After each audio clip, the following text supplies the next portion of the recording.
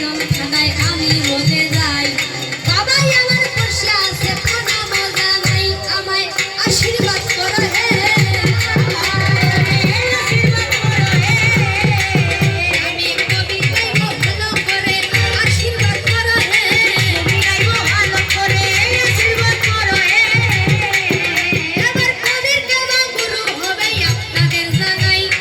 সাংবাদিক যার পেশা শুনিবে সবাই সাংবাদিক বলে জানেন তো যিনি খবর পত্রিকা প্রচার বা লেখালেখি করে তাই না তাহলে সাংবাদিক